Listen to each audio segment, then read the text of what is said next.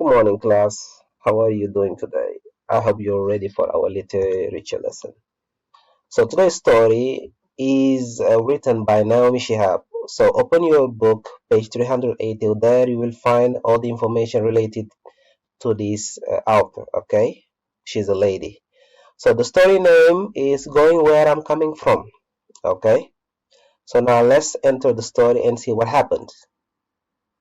So this is a brief presentation of story. So when you read, you will find information that I related here. Okay. So who is the main character? The main character is actually the writer of this story. Her name is Naomi. Okay. In this story, when it happened, she was 14-year old when her family moved to United States, from United States to Jerusalem. Okay.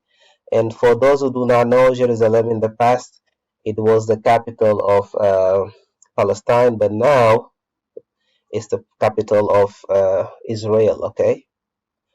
So what happened in the story? During the story, Naomi struggles adapting to her new life and wishes to go home. She gets enrolled in Friends Boys School, where she is one of the six girls out of 200 boys. She's told to not talk to any of the boys.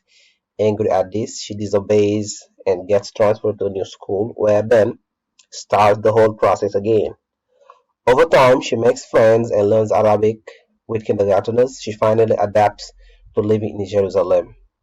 Things are going great until she finds out her good friend Sylvie Markarian is being sent to Syria to marry a 50-year-old man.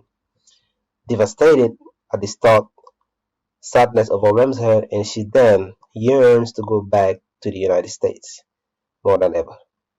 Her family finally moved back when war breaks out in Jerusalem. Okay, her family settles in Texas. Now, where does the story take place? In Jerusalem. Okay, here is a picture of Jerusalem. If you want more information about Jerusalem, you can just go search on Google. Okay, when does the story take place? In 1966. Okay, if I ask this question, who, when, how, remember the element of a story. Okay, like the setting, the plot, the climax, and everything. Okay, if you remember our previous lessons. What? The climax. The climax of the story is when Sylvie Marcari and Naomi's good friend moves to Damascus, Syria for her arranged marriage with a 50-year-old man.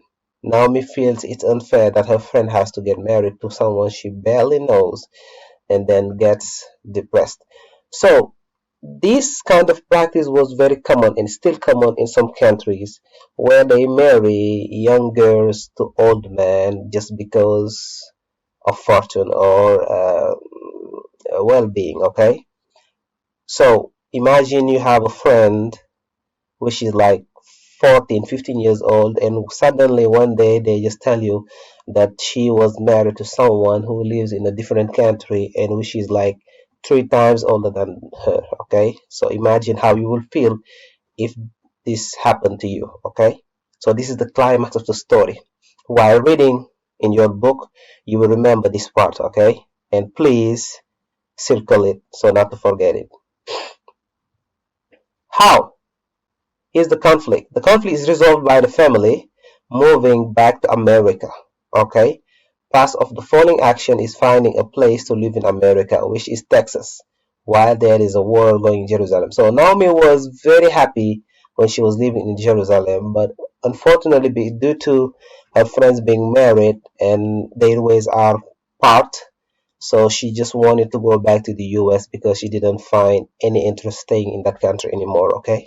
In Jerusalem, I mean. Now, let's analyze the text. What details help you understand what life was like in Jerusalem?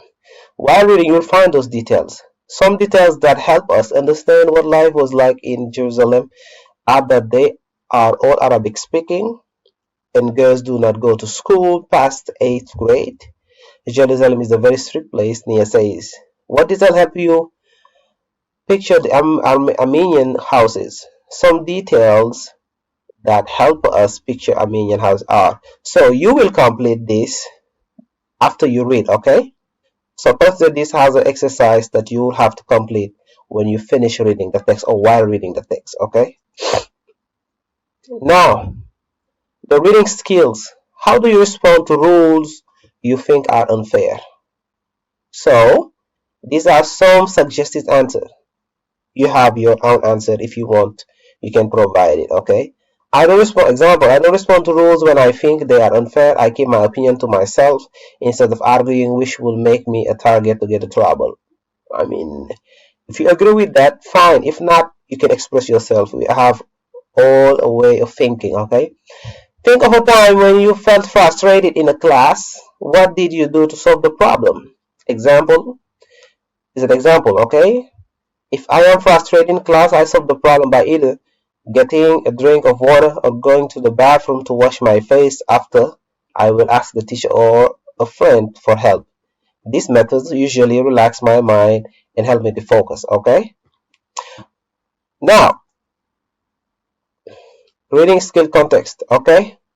Think of a serious conversation you have had with friends based on how you felt afterward. How do you think Nia might have felt after having this conversation? So the possible answer here is Nia must have felt terrified of the conversation because of the fact that there was a war where she was living. Okay? Also because in the story her friends didn't seem to worry about the war, which must have concerned her. Which of your own experiences can help you understand what Nia is feeling? Okay, so based on this text, when you finish reading, you can answer this question that I just asked, okay? I will go back so you can see again the questions, okay, from here, okay? Number 1, number 2, number 3, number 4, okay? Now, the big question is, can you belong in two places? Okay? I would say yes and no. But let's take the case of Naomi. What can she say about this question? Yes, you can belong in two places because you can belong in the sign language club and also be part of intermorals. You can also live in America, but you can express your ethnicity. Example, Little Italy in Manhattan, Chinatown in Boston. This is a very good example. So, in the United States, there are many Chinatowns in almost every city. Chinatown means Little China, where all Chinese people have their businesses or they live. It's like a small China between the United States, inside the United States, sorry. So you can find the same here in Turkey, in Istanbul, where like many Syrians or Africans, they have their businesses in one area. So when you go there, you only find those people. Okay, you think like you are in Africa or you are in Syria. So you can belong in two places perfectly. Okay. Now, so these are some facts from the author. Naomi is both Palestinian and American. I'm sure some of you have also double nationality. Maybe they are both Turkish and another nationality. She was born in 1952.